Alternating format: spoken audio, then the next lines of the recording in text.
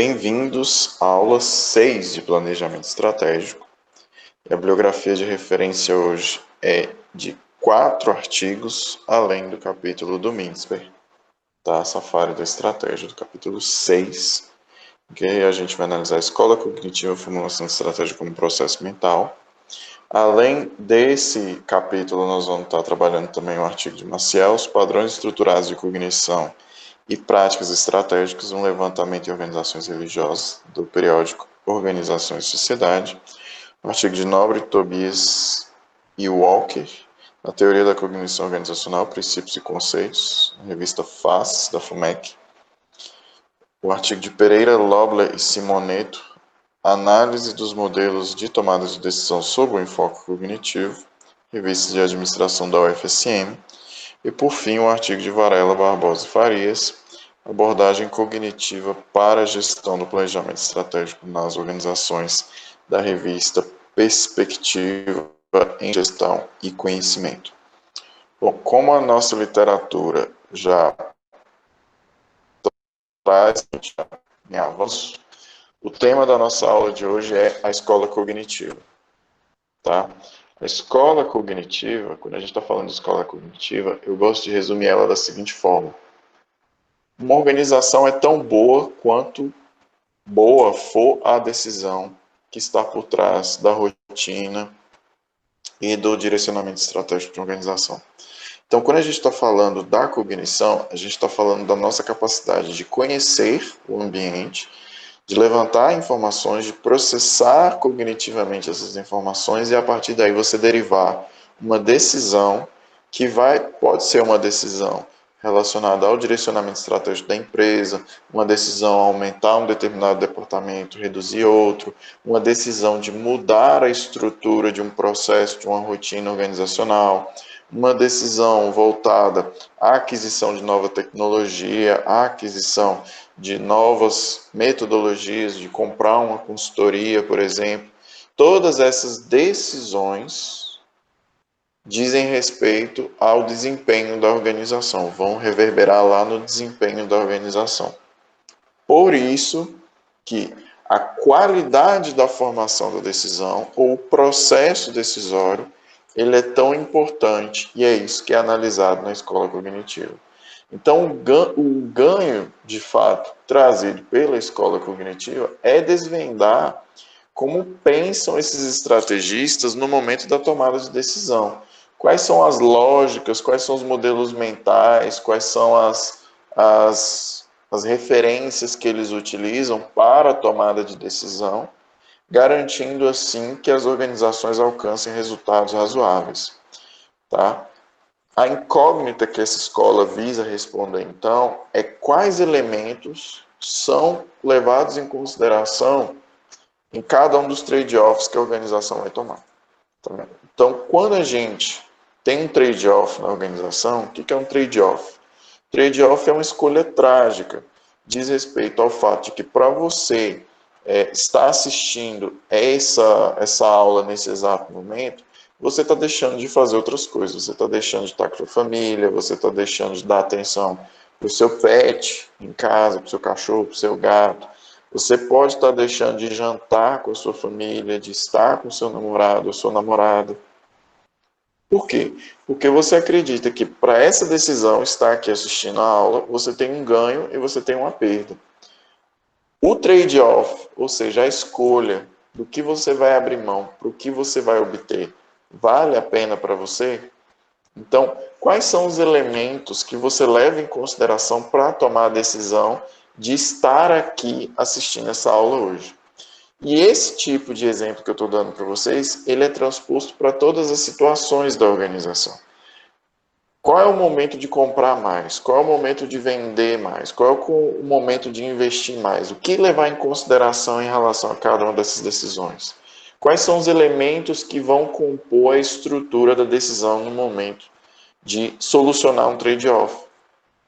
E isso passa a ser a problemática da escola cognitiva. Então, ela passa a perceber, a escola cognitiva, que o planejamento estratégico é tão bom quanto melhor ele for modulado em relação às informações de origem, em relação às variáveis que são levadas em consideração e as que não são levadas em consideração, em relação àquilo que consegue ser percebido pela organização e aquilo que passa ao largo da organização e ninguém percebe, aquilo que é corretamente ou adequadamente interpretado e aquilo que é interpretado para além do que a realidade pede, ou seja, de forma fantasiosa.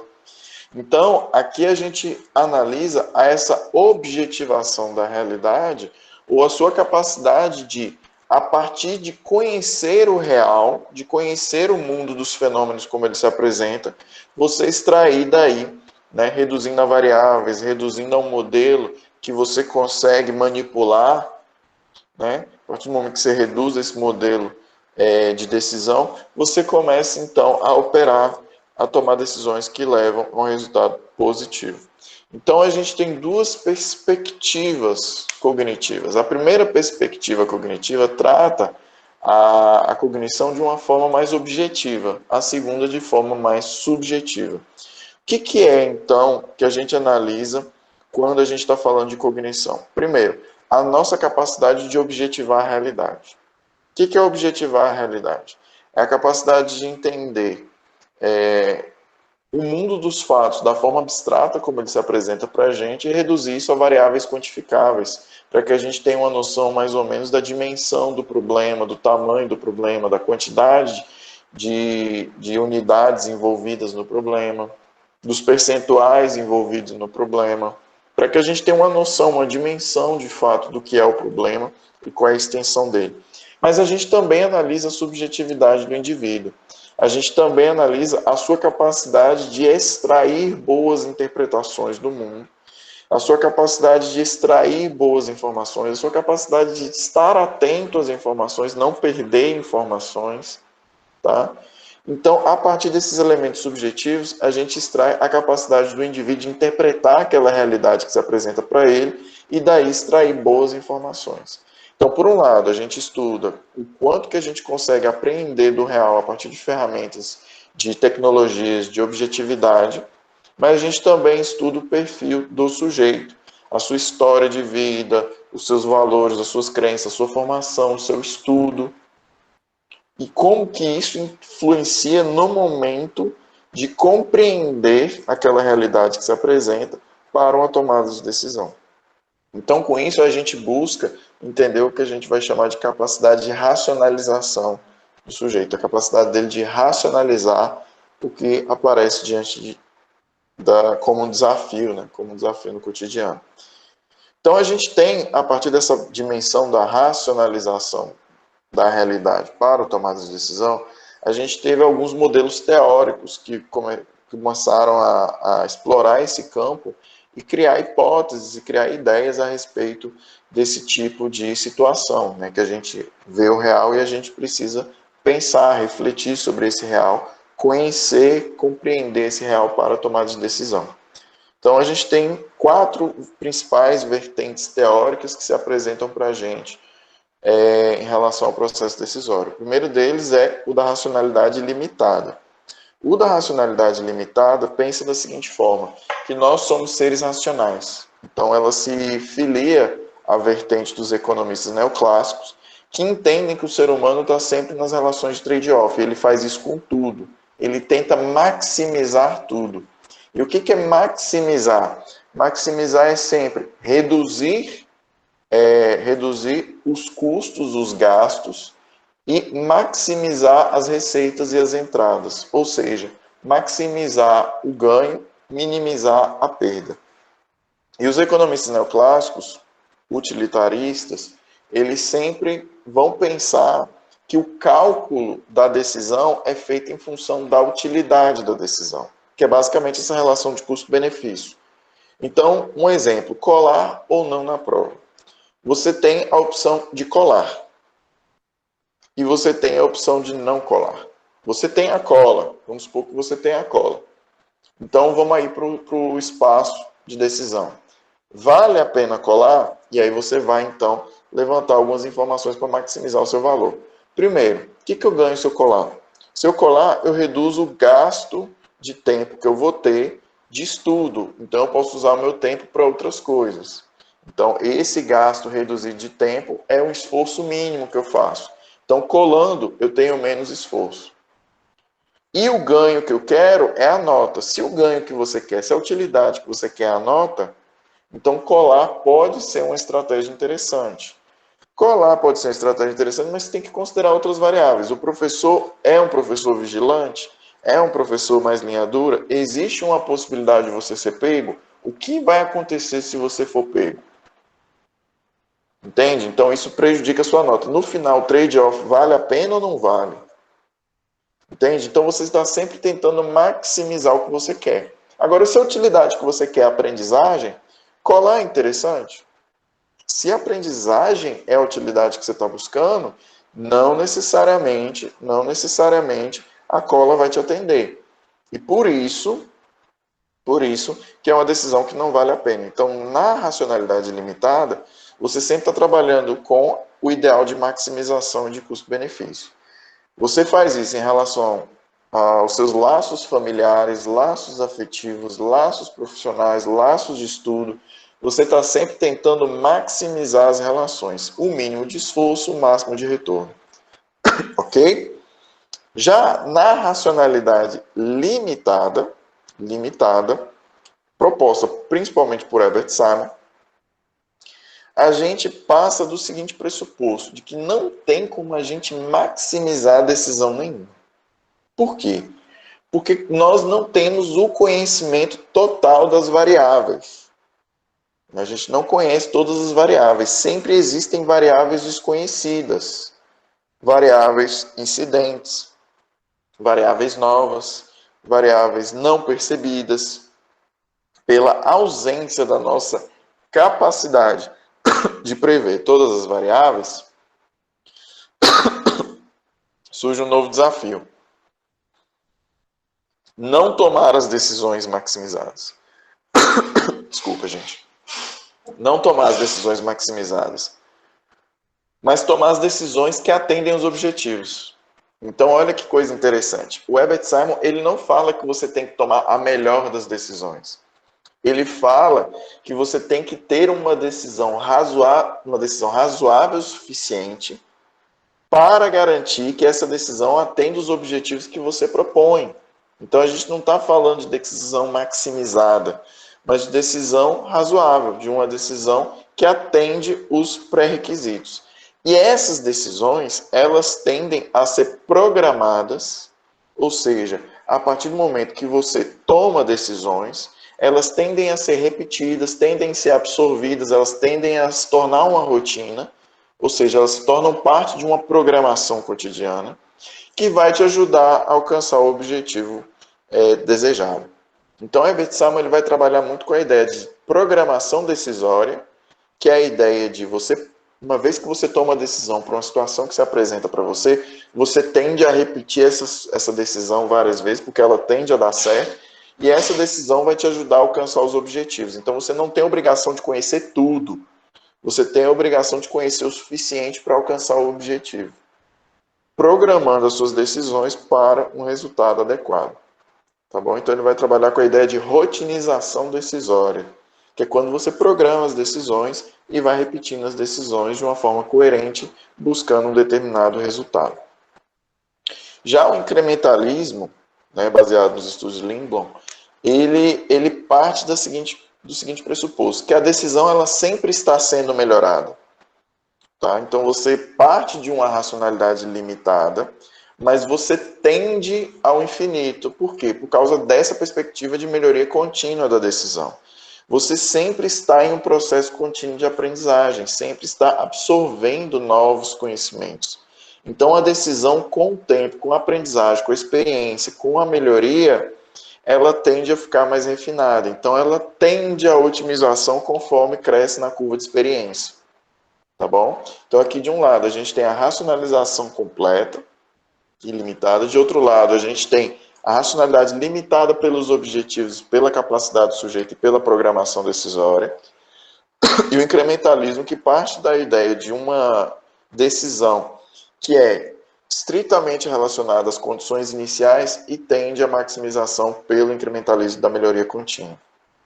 Além desses 3 modelos, nós temos um 4º modelo, que é o modelo de Carl Weick, que é o modelo de produção de sentido, que é o sense making. Em Carl Weick, aqui a gente está falando da base de interpretação de uma decisão. Então, o que o Carl Weick vai falar? Ele vai falar que nem sempre a gente toma decisão porque ela é mais racional.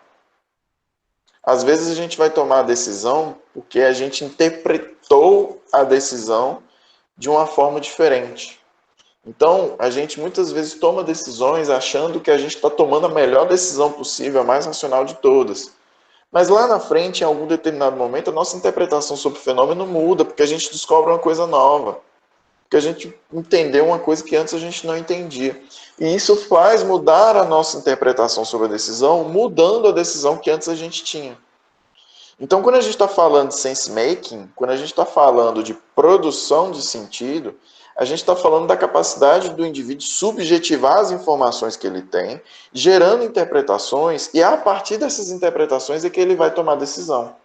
Então, aqui a gente não está buscando nem maximização, nem está buscando alcance de objetivos determinados e programação decisória, e nem está buscando só a melhoria contínua. Aqui a gente está buscando compreender que cada pessoa é diferente, e cada pessoa tende a interpretar a realidade de forma diferente.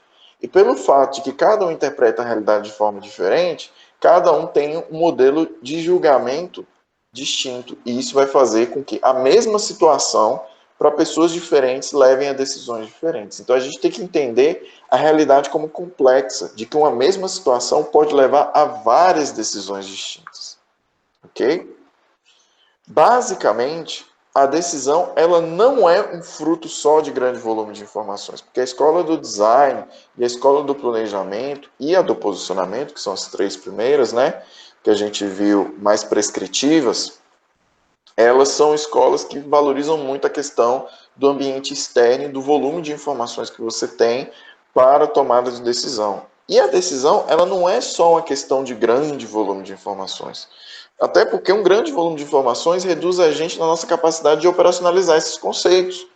Eu, como professor, não consigo ter total visão de todos os alunos de sala de aula. Em alguns momentos eu estou prestando atenção em um canto, eu estou prestando atenção em outro. Em algum momento eu estou perdendo cochicho, eu estou notando o cochicho de uma determinada dupla e perdi o cochicho de outra. Então, da mesma forma como a gente está olhando um grande volume de dados, muitas vezes a gente não presta atenção em todos esses dados. Então a gente se perde no potencial das informações e na capacidade de integrar essas informações, de processar cerebralmente, né, essas informações. Então, o que parte de um pressuposto, então, que a gente, para tomar decisão, a gente precisa partir de certos modelos mentais. Ou seja, certos referenciais que você adota como o que é importante eu reparar e o que não é importante eu reparar. Porque como a nossa racionalidade, ela, pelo modelo de Herbert Simon, ela é limitada, a gente não vai conseguir perceber todas as variáveis o tempo todo. Então a gente tem que simplesmente adotar certos referenciais. O que eu não posso perder de vista e o que eu posso perder de vista. E assim a gente vai criar um modelo decisório. Quais informações que é importante, então, que eu tenha conhecimento? Valor do dólar, volume de importações, exportação, taxa de emprego, taxa de desemprego, taxa de alfabetização. Qual dessas informações é importante para mim? Né? PIB do meu bairro, né? Quantidade de fornecedores. Qual dessas informações eu preciso e quais eu posso descartar? Como que eu vou decidir? Quais são as variáveis que impactam o meu trade-off? Quais são os elementos que eu vou levar em consideração e vou atribuir mais peso? Quais os elementos que eu não vou levar em consideração e não vou atribuir tanto peso? Esses referenciais fazem com que cada um de nós encontre um jeito diferente de tomar as decisões cotidianas. Então, cada um de vocês que está me assistindo aí tem um jeito diferente de pensar. Por quê? Porque adotou modelos e referenciais diferentes. Alguns vão levar valores cristãos muito mais a sério do que outros. Alguns vão levar valores relacionados a estudo, autoaperfeiçoamento, muito mais a sério do que outros. Alguns vão levar a dimensão da disciplina muito mais a sério do que outros. Alguns vão levar a dimensão da hierarquia, da autoridade, muito mais a sério do que outros. Então, vocês criam esses modelos referenciais a partir do que vocês perceberam do que é importante e do que não é. Então, se você vem de uma família muito rígida, por exemplo, no seu modelo mental, respeitar a hierarquia é uma coisa muito importante. Se você veio de uma família mais democrática ou mais liberal, não necessariamente. Tá bom? Esses referenciais é o que vai constituir nesses mapas cognitivos na nossa cabeça o que a gente vai chamar de vieses. Tá bom? O viés é isso. O viés é a sua forma de enxergar o real e dar atenção para algumas coisas e outras não. E dar importância a algumas coisas e outras não. Então, alguns de nós vão dar importância para coisas que outros vão simplesmente desprezar. Isso é o seu viés. Então, entender o seu viés vai te levar a compreender melhor como você pensa. Tá? E na construção de vieses, a gente aprende a educar a nossa própria percepção. A gente aprende a educar a nossa percepção para enxergar algumas coisas e ignorar outras. Então, dependendo de como é o seu viés, por exemplo, um relacionamento amoroso, algumas questões do comportamento do outro, como chantagem, como expressão corporal, pode passar despercebido, porque no seu viés, no seu jeito de pensar, isso não é tão importante de se prestar atenção. Agora, se você passa por experiências, né, que você não tinha passado antes, que mostram para você que é importante você ficar atento à expressão corporal, à expressão facial, à mudança de humor, tudo isso vai compor em você uma mudança de viés que vai fazer com que você valorize essas questões e passe a prestar atenção nelas. Vieses de percepção estão sendo criados em todo momento conforme a gente vai modulando e educando o nosso cérebro a perceber, pensar e conhecer. Tá? Então eu trouxe alguns vieses de percepção muito comuns. Tá? O primeiro deles é o raciocínio por analogia. Você passou por algumas experiências ao longo da vida, uma vez que você passa por uma situação nova, você vai buscar referenciais naquilo que você já viveu. Porque ao passar por uma situação nova, você fica se perguntando: poxa, será que eu já passei por alguma situação análoga para eu saber o que eu fiz naquela época que deu certo para eu tentar agora? Então, isso é um viés. Então, você é limitado pela sua experiência. O segundo viés é a ilusão de controle. É exatamente essa ideia de que você tem a capacidade de controlar todas as variáveis, que você tem a capacidade de compreender tudo que está passando e tentar exercer algum controle. Isso é um viés. Muitas pessoas têm esse viés da ilusão de controle muito exacerbado. Elas acreditam que elas têm controle da situação e que elas precisam controlar a situação. Outras nem tanto. Elas sabem que a situação não está sob controle, que pode acontecer coisas inesperadas e por isso elas são um pouco mais tranquilas em relação às situações da vida, porque elas sabem que ela não tem controle de nada. Tá? Comprometimento. O que é um viés de comprometimento? Existe um discurso muito forte hoje de sucesso. Esse discurso de sucesso, ele fala pra gente que se a gente se esforçar o suficiente, a gente vai conseguir. Então, comprometimento e sucesso não possuem uma relação direta, mas discursivamente ela existe.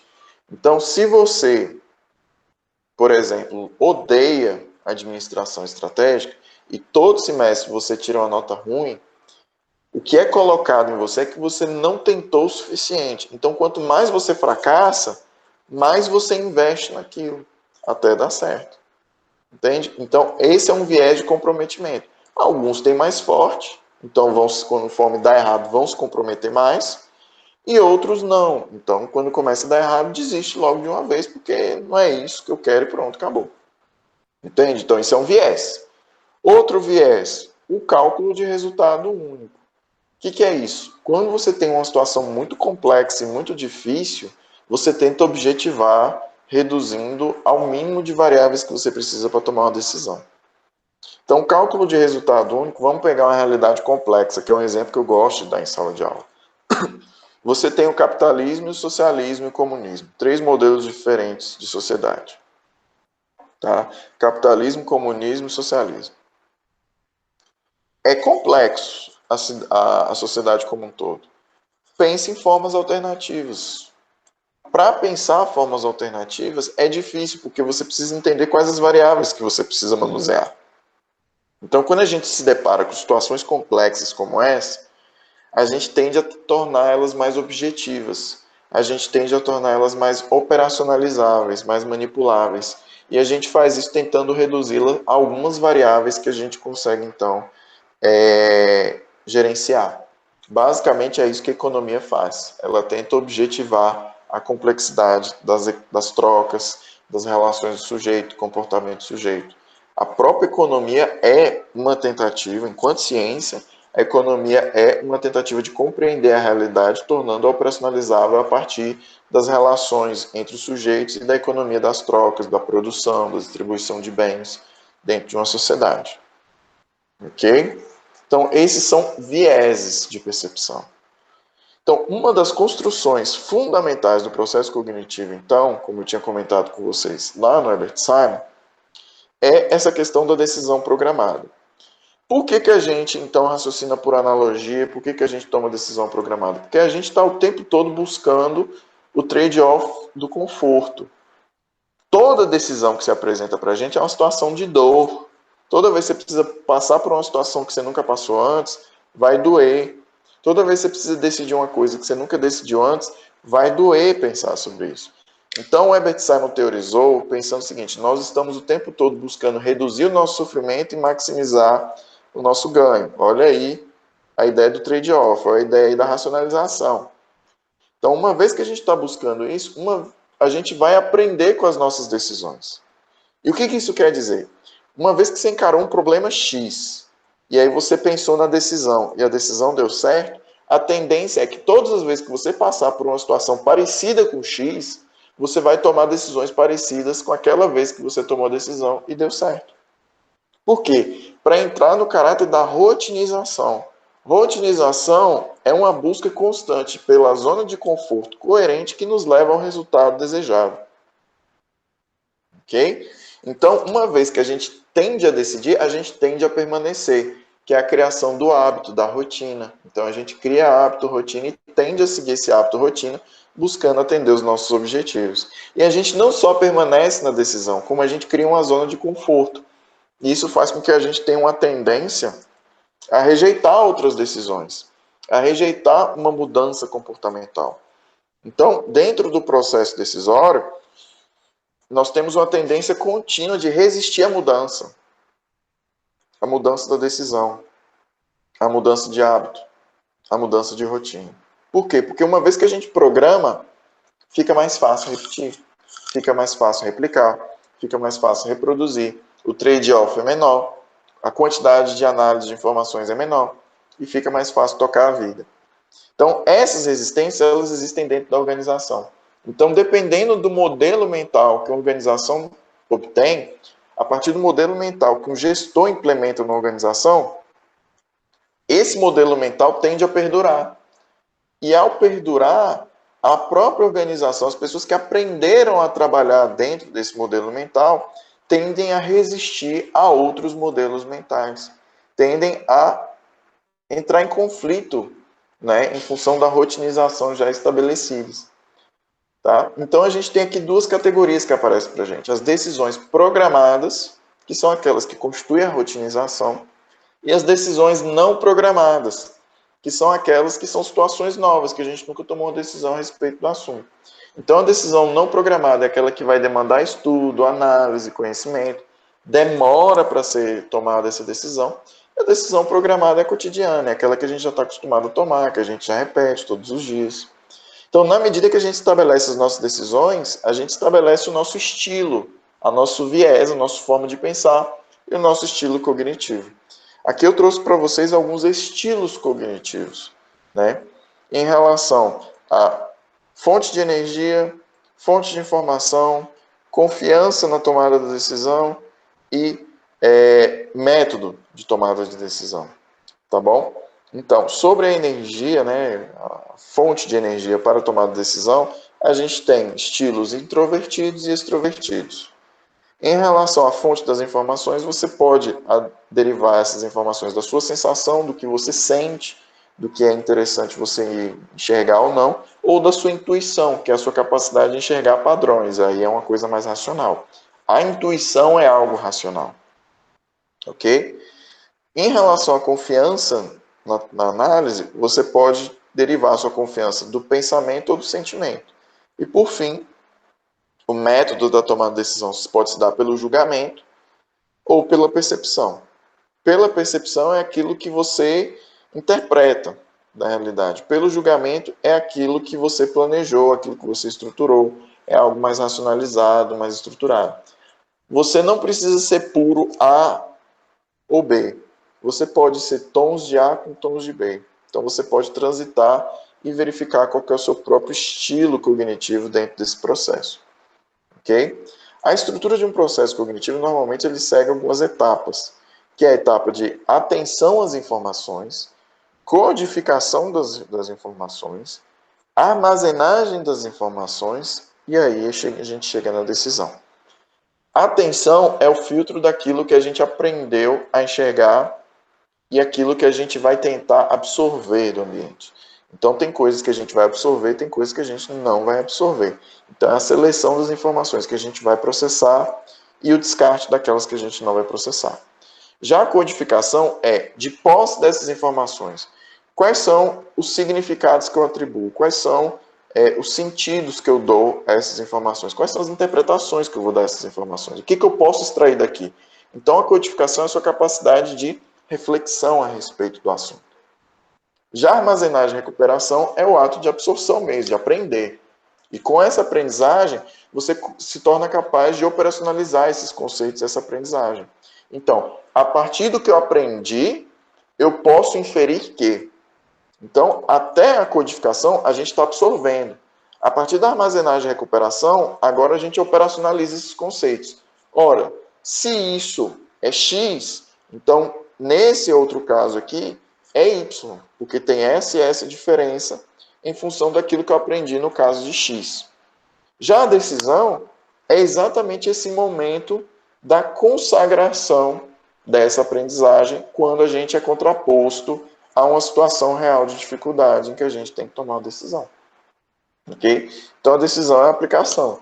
E a decisão ela pode ser coletiva por meio de processos negociados, pode ser individual por meio de processos analíticos, pode ser completamente estruturada a partir de processos de sistemas de informação, pode derivar do julgamento do sujeito, da percepção do sujeito, por aí vai. Então a decisão é exatamente o momento de levar esse conhecimento para novas situações, gerando assim novas decisões e novas configurações organizacionais. Ok? Nem todas as visões teóricas que a gente tem sobre a tomada de decisão são tão objetivas como a gente viu até agora. E aqui a gente entra na dimensão de Kalvik, tá bom? Que é o de sense making, de atribuição de sentido. Para os construcionistas ou os interpretativistas, a cognição, então, é esse processo de interpretação. Então, nem sempre é racional, porque cada um vai ter um jeito diferente de interpretar a realidade. Então, isso pressupõe que, diante de uma mesma situação, cada cabeça é um julgamento. Então, a gente precisa entender, no ato da tomada de decisão, tão importante quanto entender a decisão tomada, é entender quem é a pessoa que toma a decisão. Porque a gente precisa entender a subjetividade, como pensou aquela pessoa, como pensa aquela pessoa, qual foi a formação acadêmica dela, qual foi a formação cultural dela, qual foi a formação familiar dela, qual foi a formação religiosa dela, quem é a pessoa, como ela pensa, como ela subjetiva a realidade. Porque pessoas diferentes vão interpretar de forma diferente. Então, cada um vai ser condicionado pela sua história de vida, pelos seus valores, pelas suas crenças, pelas suas motivações, principalmente. Né? Então, aqui a gente precisa analisar a decisão também numa dimensão mais da psique, né? Uma dimensão mais psicanalítica, em que a gente enxerga o mundo a partir das práticas, a partir do cotidiano, a partir do padrão de comportamento de um sujeito, a partir das suas interpretações sobre a vida. E a partir daí a gente consegue derivar alguma análise sobre quais são os meios que a pessoa utilizou para tomar decisão naqueles determinados momentos. E assim a gente extrair uma aprendizagem das práticas cotidianas. Até porque aqui a gente não quer negar a diferença. Aqui a gente quer falar que na diferença a gente encontra riqueza. Porque vai que uma pessoa consegue, ao ser completamente diferente da outra, dar uma abordagem completamente diferente, mas que também agrega valor. Aqui a gente quer aprender com a diferença, não apenas negar a diferença, tá bom? Então, para a dimensão dos construcionistas ou dos interpretativistas, a gente não tem só o ambiente objetivo como ele se apresenta, mas a gente também tem o ambiente percebido e o ambiente representado. O ambiente objetivo, portanto, é aquele que existe de forma externa, independentemente da sua vontade. Só que dentro desse ambiente existe aquele ambiente que você percebe, ou seja, aquilo que o seu viés trata de te trazer para a atenção, né? Trazer para a sua atenção. E o ambiente representado é, a partir daquilo que eu percebi, qual a interpretação que eu dou. E a partir da interpretação que eu dou, qual decisão que eu vou tomar. Então, pelas práticas, analisando as práticas cotidianas e as práticas dos agentes, fica mais fácil da gente entender como as decisões são tomadas diante das situações complexas das organizações. A partir daí, então, a gente entra no eixo mais prescritivo mesmo. Como que a gente pode potencializar esse processo cognitivo e decisório dentro das organizações? O primeiro ponto são os processos. Então, é como é que você vai implementar processos dentro da organização. Primeiro ponto, estabelecer adequadamente os objetivos da organização e suas fontes de informação. Porque se Herbert Simon está certo, quando você tem bons objetivos, factíveis, alcançáveis e bem estruturados, fica mais fácil você entender o que você precisa alcançar para chegar naquele objetivo e aquilo que é desnecessário para alcançar naquele objetivo. Lembra, você não precisa da decisão maximizada, você precisa da decisão satisfatória, que atende o objetivo. Além disso, estruturar processos que forneçam informações completas, aumentar a capacidade de processamento das informações por meio de um sistema de informação, por exemplo. Isso é processo. Trabalhar a capacidade computacional da organização e identificar e potencializar a interação e a integração dos agentes, a dimensão comunicativa mesmo dos agentes. Aqueles que estão envolvidos no processo decisório, para que eles troquem ideia, para que eles conversem, para que eles se comuniquem, para que fique o fluxo de informação da organização mais adequado. Então, o processo decisório, ele joga muito peso em uma disciplina que vocês vão ter no quarto período, chamado Administração da Informação, ou Administração de Sistemas de Informação. Esse sistema de informação, quanto mais você potencializa, maior você gera em termos de capacidade decisória para a organização.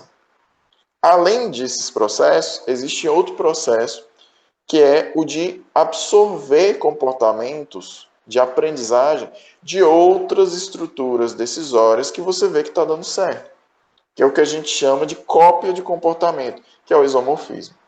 O isomorfismo, a gente tem 3 tipos de isomorfismo. Isomorfismo é copiar, tá, gente? É ver o comportamento do outro e copiar. Então, a gente tem o isomorfismo coercitivo, que é aquele que são feitas pressões formais e informais. Se eu não fizer, o mercado vai me punir, ou se eu não fizer, a lei vai me punir. Então, são situações de isomorfismo coercitivo. Ou você faz a cópia, ou você se ajusta para aquele comportamento, ou você vai sofrer sanções. Já o isomorfismo mimético é aquele que você faz em função do sucesso percebido. Ora, o outro fez, está ganhando muito dinheiro, está tendo muito sucesso, eu vou fazer igual. Então aqui a gente está falando de mimeses mesmo, ou seja, eu copio porque é bom. Tá? Então é imitação de boas experiências. E por fim, o isomorfismo normativo, que é no sentido da profissionalização, que é basicamente o que você está fazendo aqui comigo agora. Ao assistir a aula comigo, administrador, você está aprendendo habilidades, conhecimentos e atitudes de administradores que você está absorvendo para você mesmo no sentido de se profissionalizar. Da mesma forma, organizações adotam ferramentas, sistemas, tecnologias para se profissionalizar. Então, aqui a gente está falando de isomorfismo para cumprir as normas de um determinado campo profissional, por exemplo. Então, quando você adota essas normas, quando você adota esses procedimentos, essas rotinas, você está se adaptando às práticas que normalmente são exercidas dentro daquele campo profissional. E a empresa, ao adotar essa prática de isomorfismo, via benchmarking, por exemplo, benchmarking é a prática de você visitar seu concorrente, visitar empresas correlatas, verificar boas práticas e trazer para sua empresa, né? Esse tipo de isomorfismo, ele garante que você vá melhorando continuamente os seus processos decisórios. Já que falamos de processos, quais são as ferramentas possíveis que a gente tem para melhorar o processo decisório? Criação de mapas cognitivos, ou seja, os frameworks, que é aquela planilha do Excel que você cria, que você alimenta as informações e ela te ajuda a tomar a decisão. Que é aquela prancheta de informações do Canvas que você utiliza para tomar a decisão. Que é a adoção de relatórios de sistemas de informação gerencial que vão trazer para você a perspectiva do aumento do ganho decisório. Tá? Então, frameworks são esses, são seus roteiros e criação de mapas cognitivos para você ver o que você vai monitorar e o que vai te ajudar a tomar decisão. Além disso, a gente tem a criação de automatização decisória ou as decisões programadas, que é o que a gente chama de clockwork, que é quando você pega aquelas decisões programadas lá do Herbert Simon, da racionalidade limitada, e transpõe para a sua rotina. Então, quando a gente fala de clockwork, a gente está falando de rotinização, que é basicamente criar manuais de procedimentos, gente. Quando você cria um POP, um procedimento operacional padrão ou um manual de procedimento, você está deixando claro lá a decisão programada. Se acontecer uma situação X, a solução a ser tomada é essa. É basicamente você criar manuais de procedimento. Além disso, criar sistemas cibernéticos capazes de autorregulação, ou seja, inteligência artificial, né? Sistemas capazes de processar símbolos, imagens, dados, informações, integrar essas informações, permitindo com que os sistemas comecem a criar certa autonomia decisória, verificando as variáveis que você programa, tá? Além, né, claro, por fim, de criar sistemas sociais em que as pessoas interajam entre si, em que as pessoas se integrem umas com as outras para que elas gerem intercâmbio de informações, de interpretações, permitindo o aumento da riqueza das várias interpretações e abordagens sobre os problemas trabalhados. Então, aquele cafezinho na hora do lanche também é uma forma de melhorar o sistema decisório da sua empresa. Olha para você ver a importância do cafezinho na hora do lanche. O cafezinho na hora do lanche pode ajudar as pessoas a conversarem e isso ajuda as empresas a tomar melhores decisões. Então, aqui a gente está falando sobre programação decisória e inteligência artificial. Aqui a gente está falando da rotinização das decisões e da otimização da capacidade decisória de uma organização. Herbert Simon ganhou um prêmio Nobel de Economia por causa disso. Porque ele falou que as empresas mais maduras, com o tempo, conforme elas avançam, elas tendem a se tornar cada vez mais automatizadas em função de que, eventualmente, os sistemas vão aprender a serem programados e a se autoprogramar para tomar decisões considerando a complexidade do ambiente. E aí ele criou um grande campo de estudos de pesquisadores e teóricos que visam estudar as organizações para compreender as variáveis e assim criar a programação mais próxima da perfeição. E é assim que o computador está se tornando cada vez mais inteligente ao tratar dos problemas organizacionais. É por isso que as empresas estão ficando cada vez mais dependentes de sistemas de informação gerencial.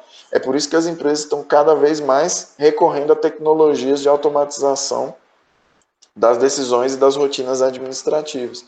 E por aí vai. Tá bom? Então é aí que começa esse pensamento. E por fim, além de processos e ferramentas, a gente tem também as competências necessárias para você melhorar o sistema de decisão. Tá bom? O primeiro deles é o domínio da linguagem da comunicação. Saber comunicar, saber dialogar, saber trocar informação, tá? Saber interagir. Ser capaz de, em uma situação de conflito, dialogar.